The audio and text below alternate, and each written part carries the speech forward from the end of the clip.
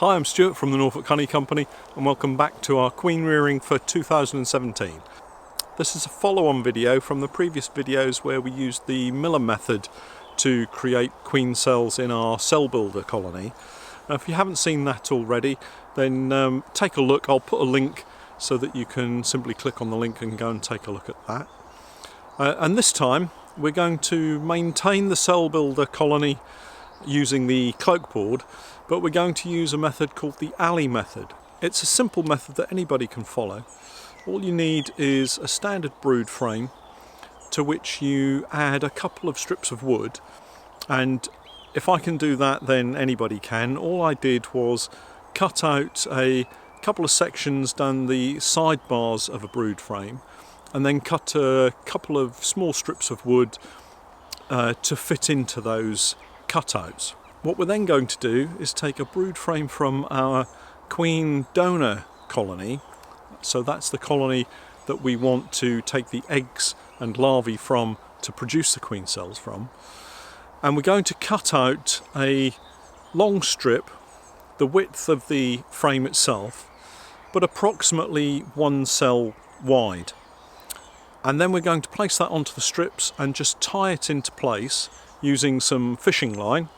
So you don't need to take the wooden strips out and use molten wax. You don't need to have access to a stove. This is something that you can do on site away from your home. So if you've got an oat apiary, then you can do this without needing to have a stove.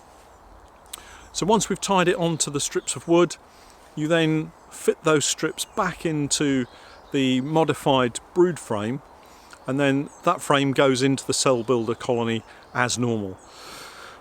And we use the fishing wire because it holds the cells in place, but also we can use it to knock down some cells as we go. We can select a particular cell and then wrap the fishing wire around the next couple of cells, select another cell, and so on.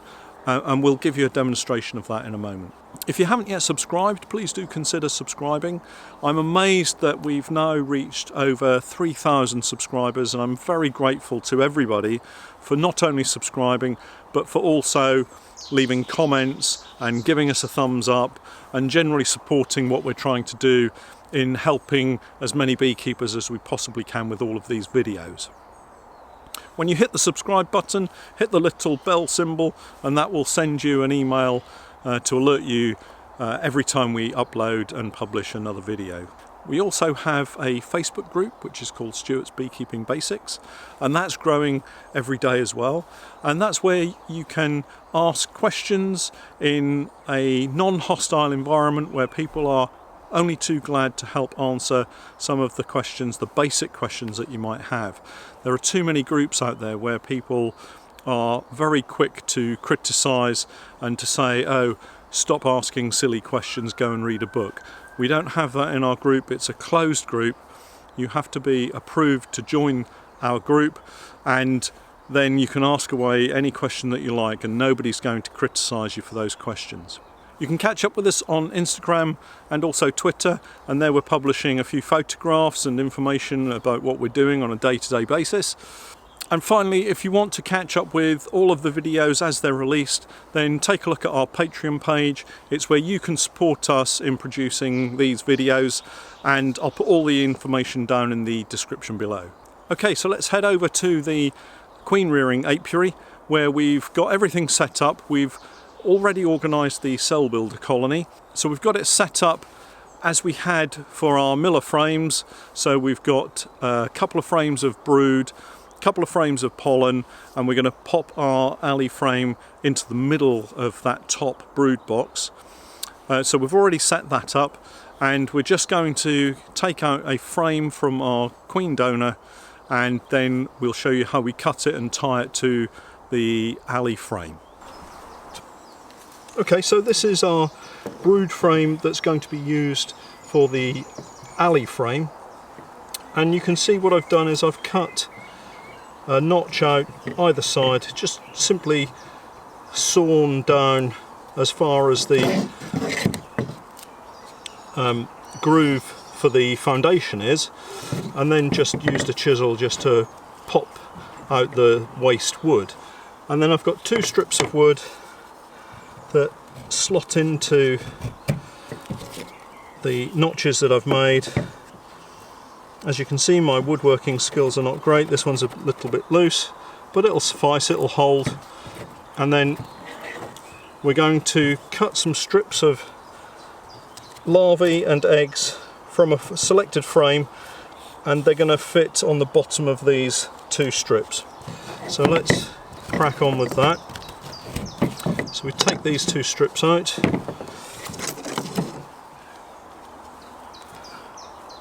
So this is the frame that we've selected from the donor colony, and you might be able to see that we've got larvae of varying ages, but there's also some very young larvae and some eggs in here. I'm going to cut 2 strips across here, and then we'll select the youngest larvae, which looks as if it's going to be on this side, and then we're going to tie them into the 2 bars that we've got. So using a sharp knife,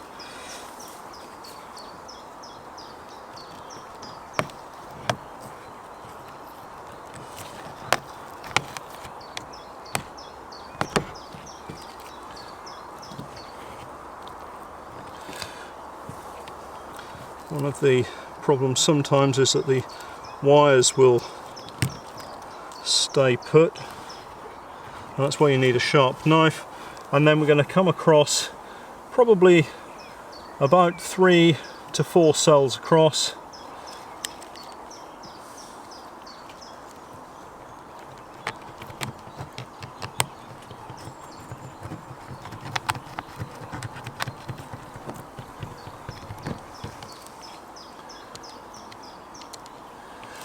And don't worry if it looks as though you've made a real mess of it like this, because you can always ignore that strip and then move up a bit. So because this is now broken in one particular point, I'm going to leave that and come up a bit higher on the wires.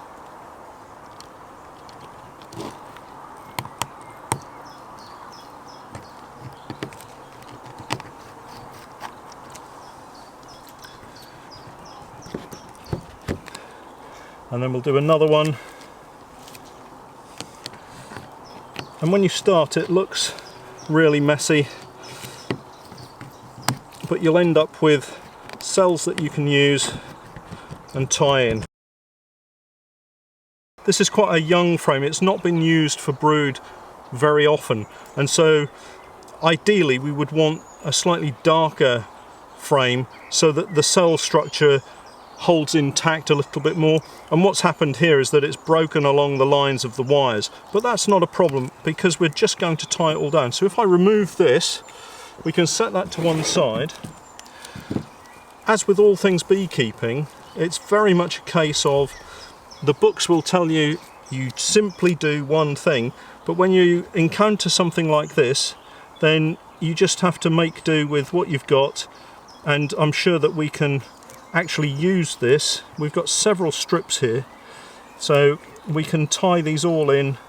This section at the end we can discard because that's mostly honey, but we've got plenty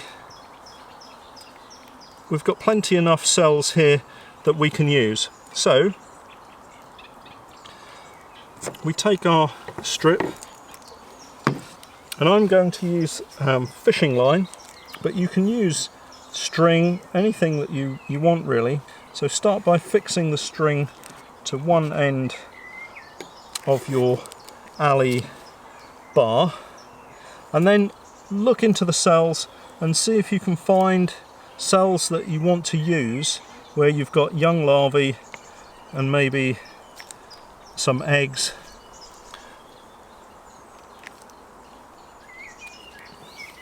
And gradually just build up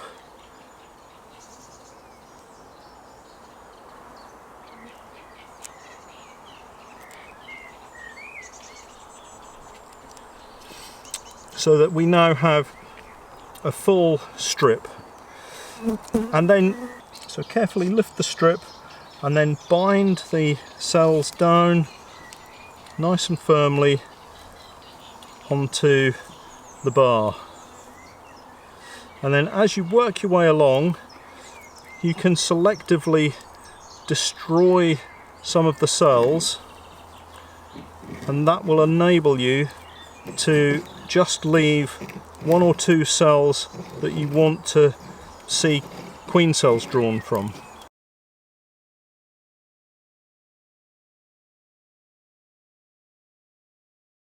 So I'm just going to wind this up, and then we'll catch up when it's completely fixed. Okay, so I've now tied up 2 strips of eggs and larvae. It might look a little bit of a mess, but there are good quality cells there with eggs and larvae in that the bees can now use to produce queens. So we take our alley frame and then slide them in, make sure we get them the right way up because one's slightly tighter than the other.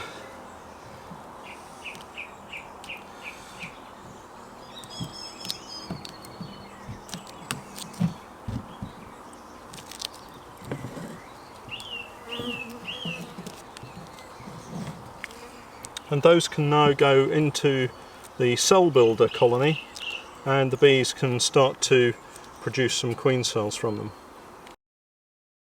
We've got 2 frames of maturing brood and then 2 frames of very full pollen, and this is our alley frame, and we're now going to pop that into the middle and then close up the entire cell building colony.